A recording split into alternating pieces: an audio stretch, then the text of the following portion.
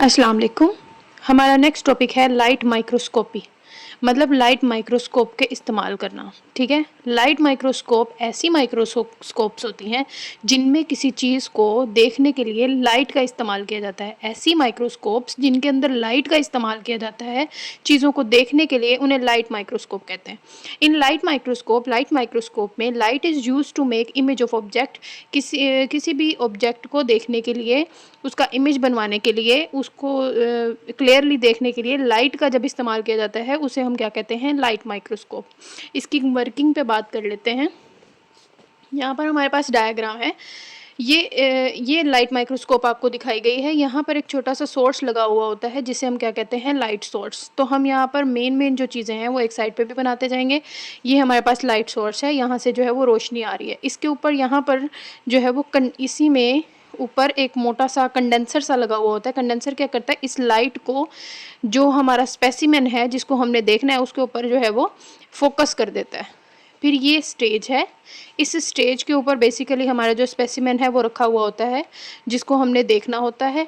इस स्पेसिमेन के ऊपर ये जो 3 आपको नज़र आ रहे हैं, ये लेंसेज लगे हुए हैं, इनको कहते हैं ऑब्जेक्ट लेंसेज। ठीक है, फिर उसके बाद ये एक लंबी सी ट्यूब होती है, इसके अंदर भी एक लेंस लगा हुआ होता है जिसे हम क्या कहते हैं, ओक्यूलर लेंस। और ये वो जगह है जहाँ पर हमने अपनी आँख रखनी होती है, जहाँ से हमें नज़र आता है।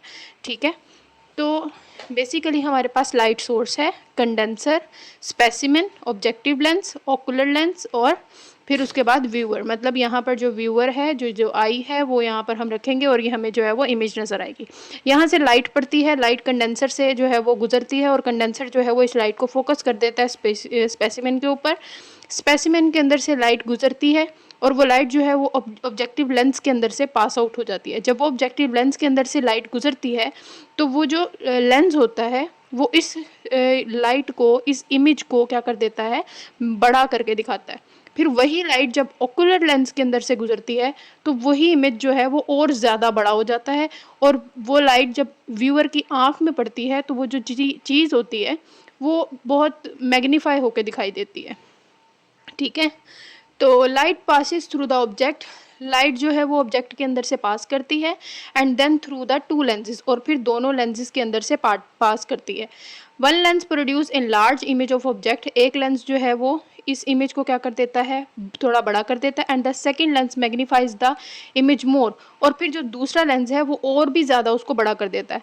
After passing through the object, जब लाइट जो है वो ऑब्जेक्ट में से गुजर जाती है और लेंसेज में से गुजर जाती है, the light form in large clear image of object. तो ये जो लाइट जो है वो एक बड़ा सा क्लियर सा इमेज बना देती है इन व्यूअर्स आइज। देखने वाले की आँख में जो है वो एक बड़ा सा इमेज बना देती है। ठीक है, मैग्निफिकेशन, मतलब जो लाइट माइक्रोस्कोप है वो किसी भी चीज़ को कितना बड़ा करके दिखा सकती है।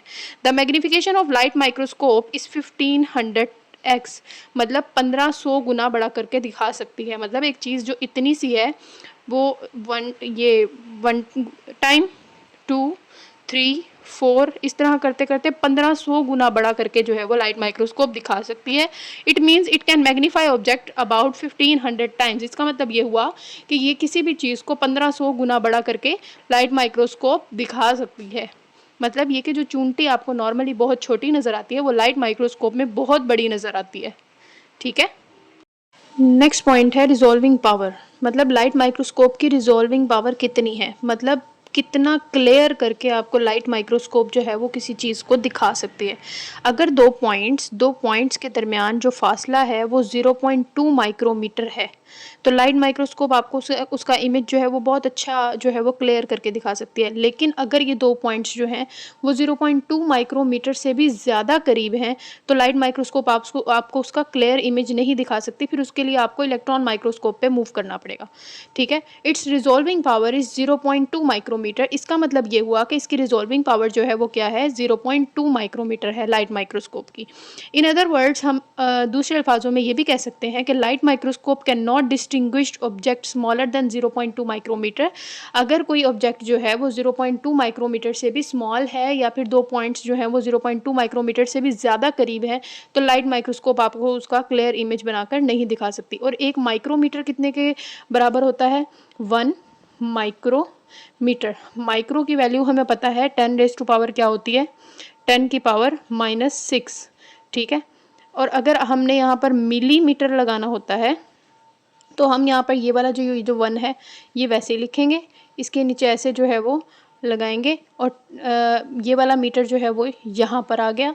और अगर हमने यहाँ पर मिलीमीटर लगाना है तो m यहाँ पर ये मिलीमीटर हो गया, लेकिन मिली की वैल्यू 10 रेज़ टू पावर -3 होती है, तो हम यहाँ से 3 निकाल देते हैं और यहाँ पर 6 की जगह क्या आ जाता है, 3 हो जाता है, ठीक है। तो 10 की पावर -3 मतलब नीचे आप 1 के बाद कितने ज़ीरो लगाएंगे, 1 2 3, तो 1 माइक्रोमीटर जो है वो किसके बराबर होता है, 1/1000 मिलीमीटर के, ठीक है। एडवांटेज जो है वो लाइट माइक्रोस्कोप का क्या है, it is advantages for viewing living objects, living organisms को देखने के लिए भी लाइट माइक्रोस्कोप का इस्तेमाल किया जाता है।